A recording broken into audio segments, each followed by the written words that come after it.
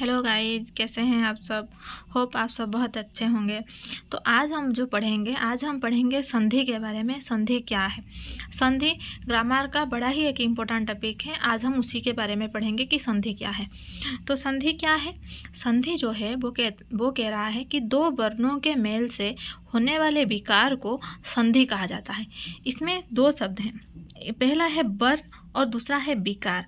विकार का अर्थ होता है परिवर्तन, यानी जहाँ पे परिवर्तन हो। किसमें परिवर्तन? दो वर्णों के मेल से। यानी अगर जहाँ पे दो वर्ण आपस में मिल रहे हैं, मेल यानी मिलना, मिल रहे हैं, उनसे होने वाले विकार को हम क्या कहते हैं? हम संधि कहते हैं।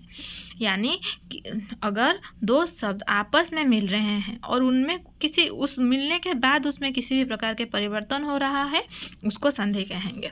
तो इसको और ज़्यादा अच्छे से समझने के लिए पढ़ेंगे।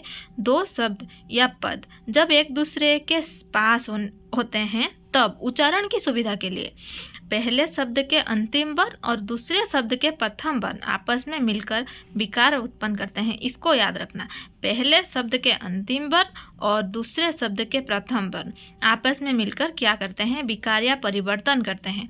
इसको संधि कहा जाता है। तो क्या है संधि की आवश्यकता क्यों पड़ी? संधि हमें क्यों चाहिए? संधि से हमें क्या मिलेगा?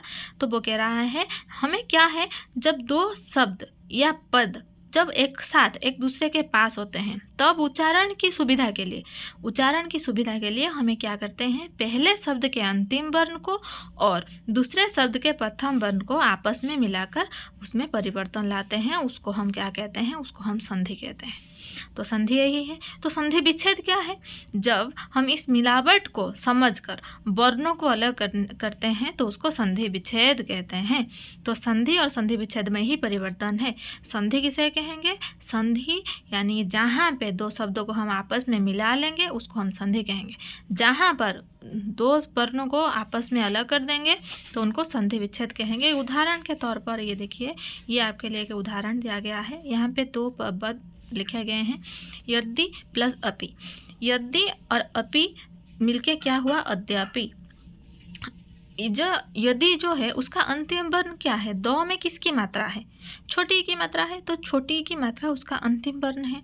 अपि को ध्यान से देखो तो ये दूसरे वर्ण है, उसका पहला क्या है? अ है।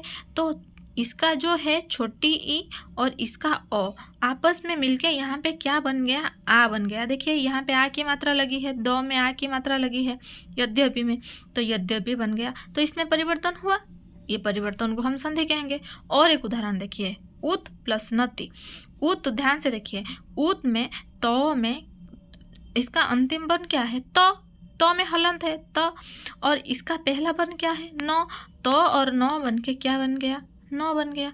उन्नति, उसमें परिवर्तन हुआ, तो इसको हम संधि कहेंगे। संधि विच्छेद किसको कहेंगे? अगर यहाँ पे उन्नति लिखा हो और उसको हम अलग करेंगे उत प्लस नति, तो इसको हम संधि विच्छेद कहेंगे। ये संधि विच्छेद हुआ। एक शब्द है उसको हम अलग करके लिख रहे हैं, ये संधि विच्छेद है और ये संधि है, ध्यान देना। तो अभी हम पढ़ेंगे संधि के भेद के बारे में, यानी संधि के वर्गीकरण कितने प्रकार हैं, क्या हैं, उसके बारे में। ये वर्गीकरण क्यों किया जाता है? हमें पढ़ने में आसानी हो, समझने में आसानी हो, इसीलिए संधि का वर्गीकरण करते हैं। ये जो संधि है इसके तीन भेद हैं। देखिए यहाँ पे मैंने एक डायग्राम बनाया हुआ है। संधि उसका पहला जो है स्वर संधि है, दूसरा आपका है व्यंजन संधि, तीसरा है आपके विसर्ग संधि। तो हमारे संधि कितने प्रकार हैं? तीन प्रकार हैं। तो पहला स्वर संधि, दूसरा है व्यंजन संधि और विसर्ग संधि। ध्यान से देखिए, इसको समझने पहले संधि को समझने से पहले हमें ये पढ़ना है कि स्वर क्या है, व्यंजन क्या है, किस तरह से कि इसके उच्चारण होते हैं। तो पहले हम पढ़ेंगे स्वर क्या है। स्वर यानी ये वर्णमाला का एक है, जैसे कि आप इंग्लिश में वावेल कंसोनेंट पढ़ते हैं अल्फ़ाबेट में, उसी प्रकार हिंदी के जो अल्फ़ाबेट हैं उसमें है जो वर्ण बिना किसी के सहायता से उच्चारित होती है उसको हम क्या कहेंगे? स्वर कहते हैं। वो उच्चारण होते हुए किसी की सहायता नहीं लेती, या उसको जब हम उच्चारण करती है, जो हमारे मुख गहर से जो हवा निकलती है वो कहीं पर भी उसमें क्या नहीं होती? टकराव नहीं होती, कहीं पर टकराव नहीं होती, उसको हम क्या कहेंगे? स्वर कहेंगे। तो हिंदी में कितने हैं? अ से औ तक जितने सारे वर्ण को हम संधि कहते हैं, इसकी कुल संख्या क्या है? 11। इसको याद रखना, अ से औ तक जितने वर्ण हैं हर किसी को हम क्या कहेंगे? स्वर कहते हैं। ये जो स्वर वर्ण है इनके एक एक चिन्ह होता है। आपने कभी देखा है कहीं पर स्वर वर्ण को लिखा होगा? नहीं, उसका एक क्या होती है, चिन्ह होती है। उसी चिन्ह को हम मात्रा कहते हैं, जिसको हम मात्रा कहते हैं। आप सबने मात्रा के बारे में बहुत पढ़ा होगा। जैसे कि यहाँ से ध्यान से देखिए, ओ का कोई चिन्ह नहीं होता है, पर जब वो क्या होती है, हर व्यंजन वर्ण एक उसके साथ हलंत लेकर आता है, उसके साथ मिलके उसको पूर्ण बनाता है। तो हो गया। आ का चिन्ह ऐसा होता है, क प्लस आ का, तो आ की मात्रा ये हो गया, आ की मात्रा। छोटी ई की मात्रा ऐसे होती है, क प्लस छोटी ई की, इसका उच्चारण की होगा। बड़ी ई की मात्रा ऐसे होती है, क प्लस बड़ी ई की होती है, ऐसे उच्चारण होगा उसका। उ, छोटा उ, क प्लस उ कु होगा, इसका उच्चारण ऐसा होगा।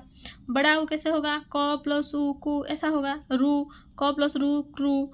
ए का उच्चारण क प्लस ए के, क में ए की मात्रा। ओई की मात्रा क प्लस ऐ कई, क में ओई की मात्रा। औ की मात्रा क प्लस औ कौ, ओ की मात्रा क प्लस औ कौ। इस तरह से ये जो है, ये जो चिन्ह है आपने देखे यहाँ पे, ये चिन्ह को हम मात्रा कहेंगे। स्वर वर्ण के जो रूप होंगे इनको हम क्या कहेंगे, मात्रा कहेंगे। ये मात्रा ही हमें सिखाती, ये मात्रा ही क्या बनाती है, स्वर वर्ण को एक रूप देती है, चिन्ह बनाता है। अभी तो हमने स्वर वर्ण के बारे में पढ़ा, अब हम पढ़ेंगे जो स्वर वर्ण है उसके भेद के बारे में। स्वर वर्ण के दो भेद हैं, एक है हर्ष स्वर, एक है दीर्घ स्वर। आप सब समझ रहे हैं, हम तो संधि पढ़ रहे हैं, पर यहाँ पे स्वर वर्ण और व्यंजन वर्ण पढ़ने की क्या ज़रूरत है? इसकी ज़रूरत ये है, आगे चलने जब हम संधि पढ़ेंगे तो वहाँ पे है दीर्घ स्वर, हर्ष स्वर, वहाँ पे आपको समझने के लिए ये पढ़ना जरूरी है। तो हर्ष स्वर क्या है? हर्ष स्वर है अ, ई, उ और री। ये जो चार हैं इसको हम हर्ष स्वर कहेंगे। ये हर्ष स्वर क्यों कहा जाता है? क्योंकि उनके उच्चारण में हमें कम समय लगता है। जैसे कि राम का उच्चारण अगर आप करेंगे राम, म में आपको बहुत कम समय लगेगा, तो इसको हर्ष स्वर कहते हैं, क्योंकि इनके उच्चारण अ, छोटी ई, छोटा उ और री में उच्चारण में हमें बहुत कम समय लगता है, इसीलिए इनको हर्ष स्वर कहा जाता है, जहाँ पे कम समय लगता है।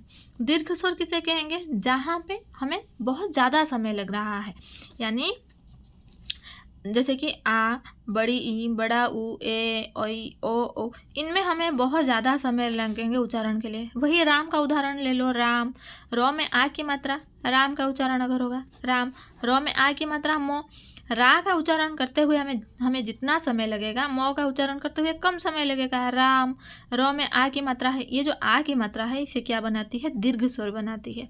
तो दीर्घ स्वर में हमें ज़्यादा समय लगेंगे, हर्ष स्वर में हमें बहुत ही कम समय लगेंगे। इसीलिए स्वर वर्ण के जो भेद हैं इसको इसी प्रकार से बांटा गया है, हर्ष स्वर, दीर्घ स्वर। उसके बाद हम व्यंजन वर्ण के बारे में पढ़ेंगे। स्वर वर्ण तो हमने देख लिया स्वर वर्ण क्या है।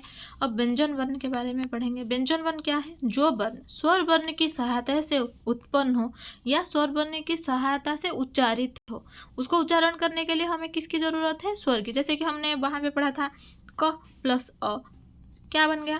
क बन गया।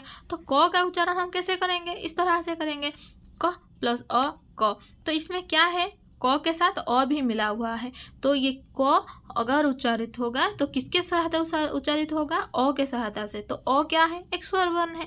तो जहाँ पे एक व्यंजन वर्ण अपने उच्चारण के लिए किसकी सहायता लेती है? अ की सहायता लेती है। तो क से म तक जितने भी वर्ण हैं उनको हम व्यंजन वर्ण के अंतर्गत रखेंगे। उसके बाद हमारा है अंतस्थ वर्ण, उष्म वर्ण, अजोग वा, ऐसे बहुत सारे वर्ण हैं। उसके बाद हम विसर्ग के बारे में, क्योंकि हमारा विसर्ग संधि भी है ना, उस विसर्ग के बारे में पढ़ेंगे। अगर इसका उच्चारण ह जैसे होता है और इसको इस चिन्ह के तरह हम लिखते हैं। जैसे कि आपने देखा होगा ह के पास ऐसे होगा, म के पास ऐसे होता है। इसको हम उच्चारण ह के क्रम म उच्चारण इस तरह से किया जाता है, इसका उच्चारण ह के जैसा किया जाता है। थैंक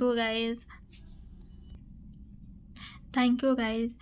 आई होप मेरा पढ़ाया हुआ आप समझ गए होंगे और आपको अच्छा लगा होगा। इसके बाद वाले वीडियो में हम स्वर वर्ण और व्यंजन वर्ण के बारे में पढ़ेंगे और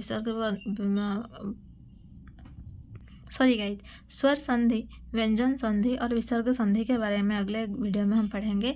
आई होप इतना आपको समझ में आ गया होगा। इसको ध्यान में रखना, जब हम पढ़ेंगे आपको बहुत बड़ी मदद मिलेगी इससे। Thank you and please like like share and subscribe. Thank you.